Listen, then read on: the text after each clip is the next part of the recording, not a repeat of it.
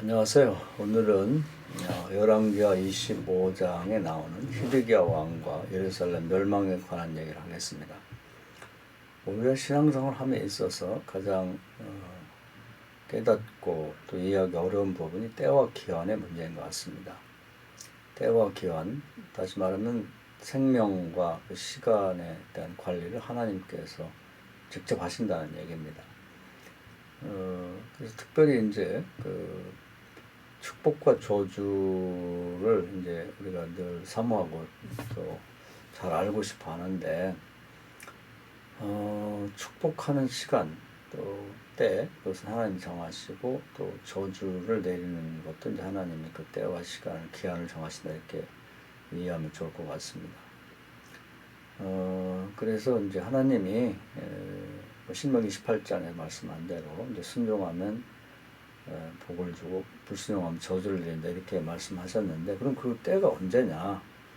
그것은 하나님께서 축복받을 만한 그런 이제 내용이 꼭 찼을 때, 온전해졌을 때를 이제 축복의 기회로 잡으십니다. 예를 들면 요셉 같은 경우 어릴 때 하나님이 이제 그 대통치가 될 것 같은 그런 이제 꿈을 두 번 꾸게 하셨죠. 그런데 그 이후에 곧바로 그런 일이 이루어진 게 아니라 정치가가 되기 위한 이제 과정을 미리 마련하시고 이제 경험하게 만듭니다. 그래서 보디발의 집에, 첫째는 형제들로부터 이제 버림받죠. 그래서 큰 사람이 되려면 뭐 아버지의 사랑만 받고 있는 그런 가정에서는 큰 사람이 될 수 없는 것 같고, 광야 생활을 해야 되죠. 그래서 훈련 기간을 경험하기 위해서 형제들부터 버림받게 됩니다. 그리고 보디발의 집에 가서 이제 뭐 창고를 관리하고 또 개선하면서 이제 그 곡물을 잘 오랫동안 보관할 수 있는 걸 연구하죠. 미래에 이제 이런 일을 감당하게 하려고 하는 하나님의 계획입니다. 그 일이 끝났을 때 겉보기는 불행스러웠습니다만은 그 보디발의 아내의 유혹을 거절했다는 이유로 모함을 받고 이제 감옥에 가게 됩니다. 거기서 이제 그 당시에 그 정치범 수용소이기 때문에 당대의 그 애굽의 정치가들, 현직 정치가들로부터 이제 정치에 대한 이제 공부를 하게, 학습을 하게 됩니다.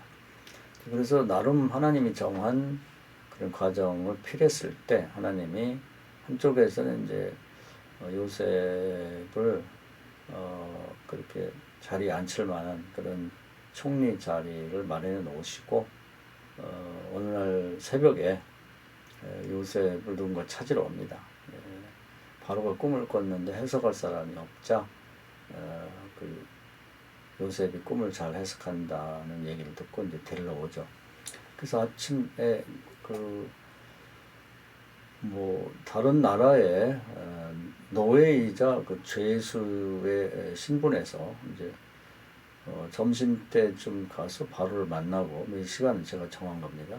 상상을 해서 바로의 꿈을 해석하고 저녁 때는 애국의 총리가 되죠.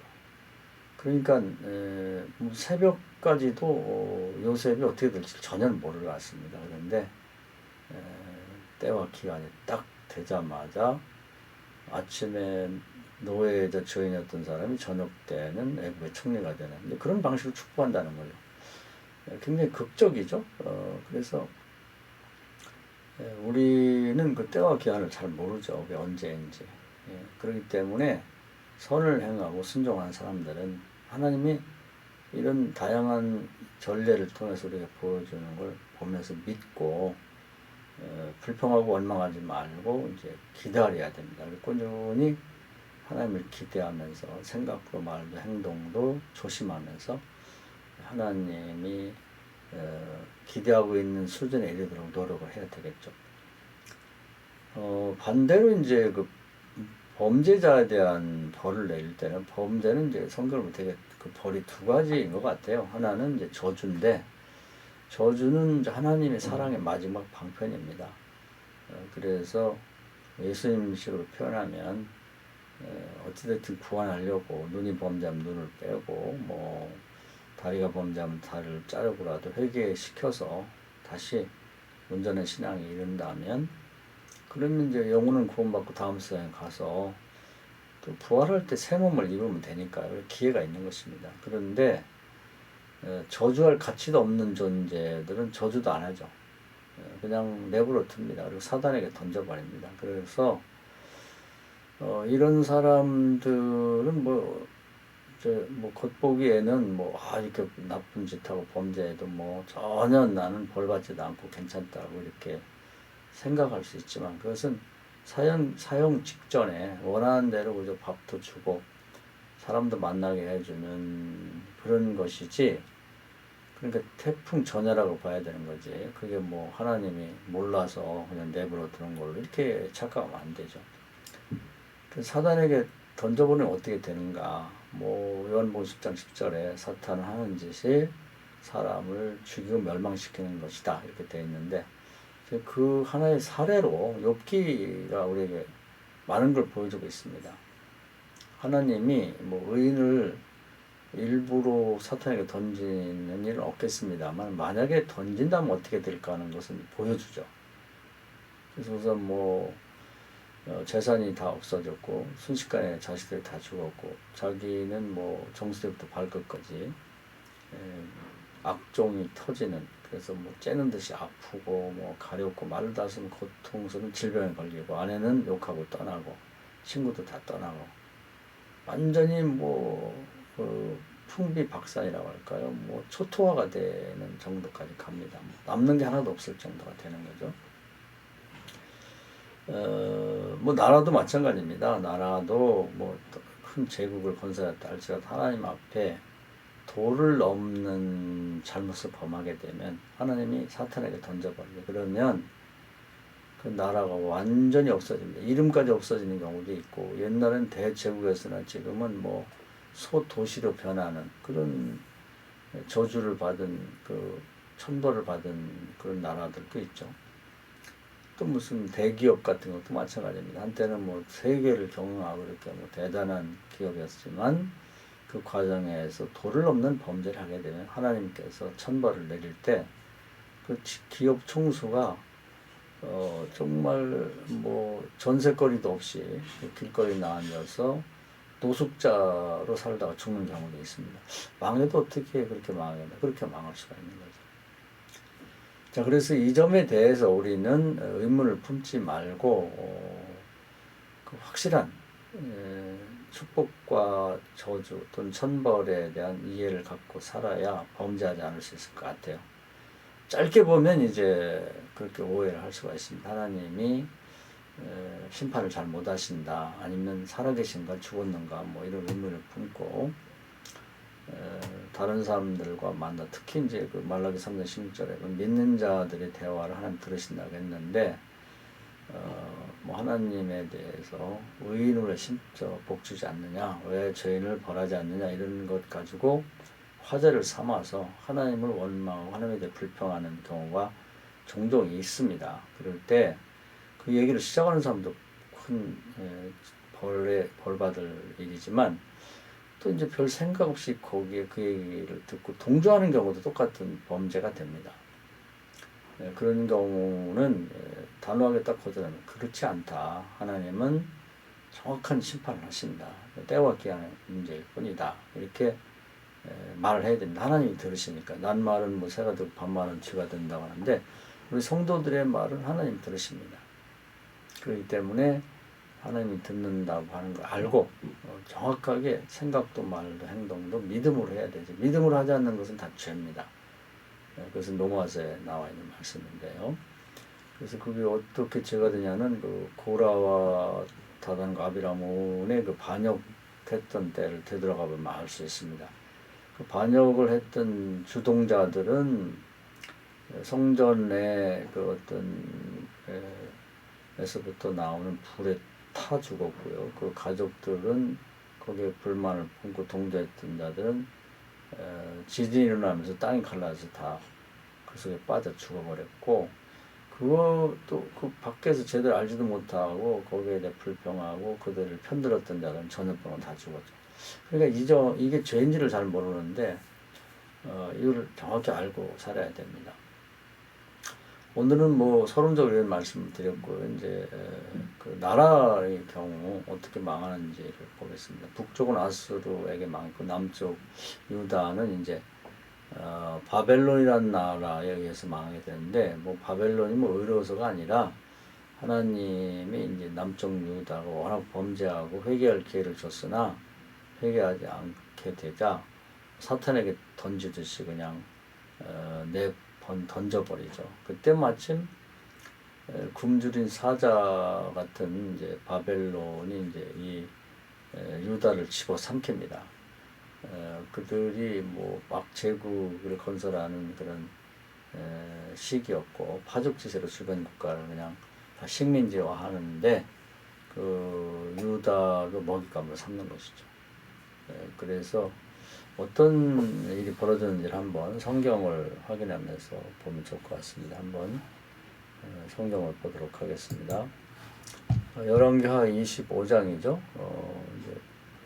히드기야 9년 10달 10일에 바벨론 왕 느부갓네살이 그의 모든 군대를 거느리고 예루살렘을 치러 왔다. 그러니까 제국이니까 뭐 군대가 많았는데 엄청난 군대를 거느리고 왔죠. 그런 다음에 예루살렘 그 성에 대해 진을 치고 주위에 토성을 쌓았다 이렇게 했습니다. 그래서 성을 하나 밖에도 더 쌓았어요. 그 군대들을 동원해갖고 흙을 갖다가 성 하나를 이제 밖에도 울타리를 더 만든 거죠. 그리고 그 성이 시드기야 왕 제 11년까지 포위되었다 그러니까 약 3년을 포위하고 있었던 것입니다. 과거 북쪽의 아합 왕 때도 이런 일이 있었죠. 적들이 이제 밖에 토성을 하나 쌓고 뭐 계속 포위하고 있다 보니까 성이라는 것이 사실 큰 집이나 마찬가지입니다. 성은 큰 울타리고 주민들이 이제 그 새벽에 아침에 그 성문을 열고 밖에 나가서 농사도 짓고 가축도 키우다가 저녁 때가 되면 뭐 그 주변에 적들이 많으니까요. 이제 성 안으로 들어오고 성문을 닫게 되면 편안하게 잠자고 이제 대신 군인들이 이제 그 성을 지켜주는 이제 그런 구조로 돼 있죠.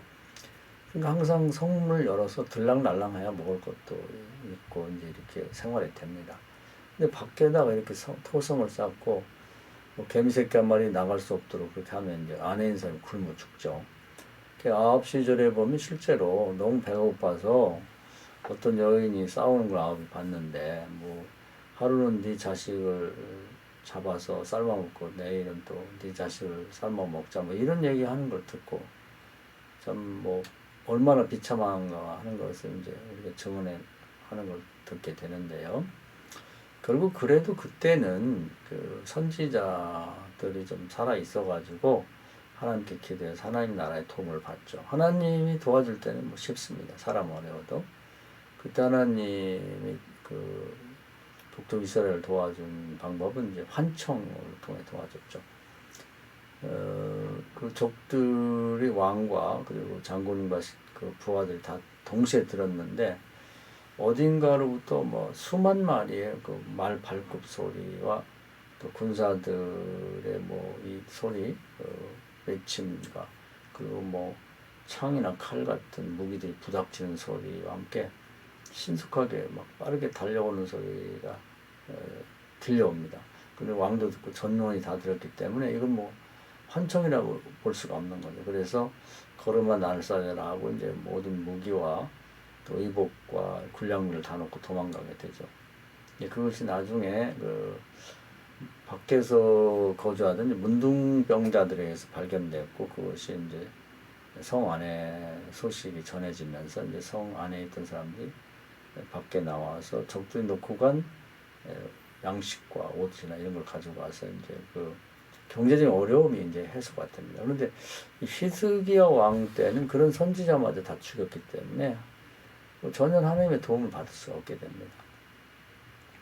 그래서 이제 3년이 지나자 성경의 기근이 심하여 그 땅 백성의 양식이 떨어졌다 이렇게 됐습니다.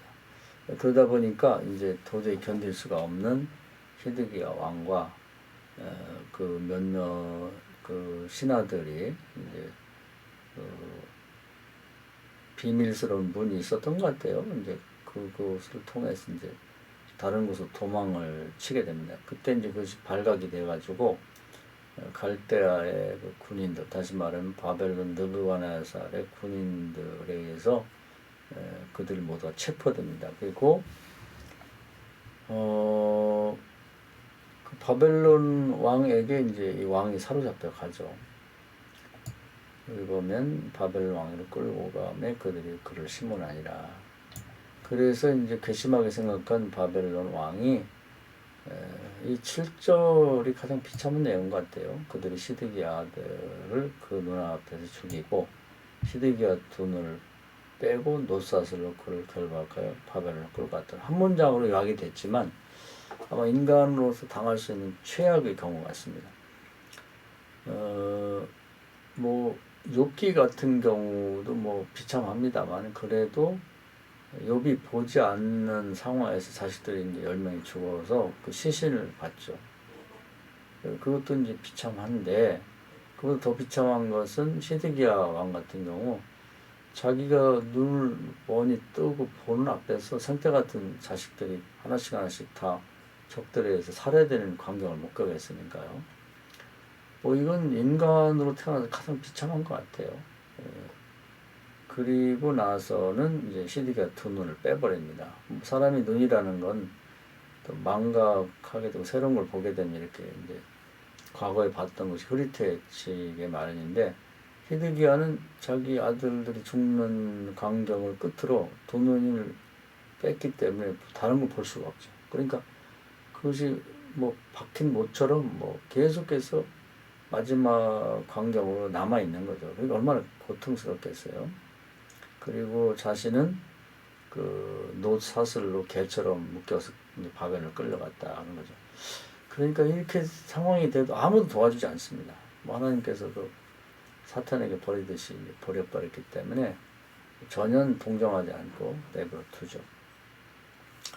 그래서 이제 뭐 심판과 관련해서 생각해 보면 그래도 시드기야는 명색의 왕이라고 그 왕궁 자기네 그 예루살렘 성을 빠져나가기 직전 뭐 도망가는 가운데도 뭐 품위를 유지하고 왕이라고 뭐 신하들에게 명령하고 뭐 그때까지는 괜찮았죠. 그러나 바벨론의 군대에 체포되는 순간부터 이제 나락에 떨어지고 왕도 아니고 아무것도 아니죠. 그래서 아주 비참한 상황에 이제 떨어지게 됩니다. 그리고는 더 이상 비참할 수 없는 그런 지경에 처하게 되는데 뭐 하늘에서 땅에서 아무도 동정하지 않죠. 예. 그래서 이제 이게 천벌 저주보다도 이제 따로 구분해서 말하고 싶어요. 천벌인데 사람이 세상에 사는 동안에 하나님 앞에서 거만하고 교만하면 안 될 것 같아요. 절대 죄는 모양이라도 버리라는 말씀을 우리가 소홀히 생각하지만 기도만 드려야 할 것 같습니다. 그래서 이제 히드기야와 그 예루살렘 멸망, 그 뒤에를 좀 읽어보면요. 예루살렘이 그동안 오랜 동안, 다윗이 여부수 족속에서부터 빼앗은 다음부터 왕궁도 계속 확장하고 개축하고 가까워왔고 또 성전도 계속해서 솔로몬이 건축 이후에 개축도 하고 이렇게 거기에 보물도 계속 쌓아왔고 이렇게 했는데 하나님께 버림받게 되니까요. 그 왕궁도 다 무너지고 성벽도 무너지고 거기 있던 금은보화도 다 바벨론에 쓸어가 버렸고 또 성전도 다 무너뜨리고 거기에 있는 거룩하다 여기 어떤 무슨 그런 하나님을 위해 쓰임 받던 금은 노색 그릇까지도 기구까지 다 쓸어가죠. 자루에 담아가 버리고 사람도 다 쓸어가 버리고 불에 다 타는 것처럼 물이 다 핥아가는 것처럼 장마철에 물이 들어오면은 불에 타는 거 못지않게 무섭다 그러죠.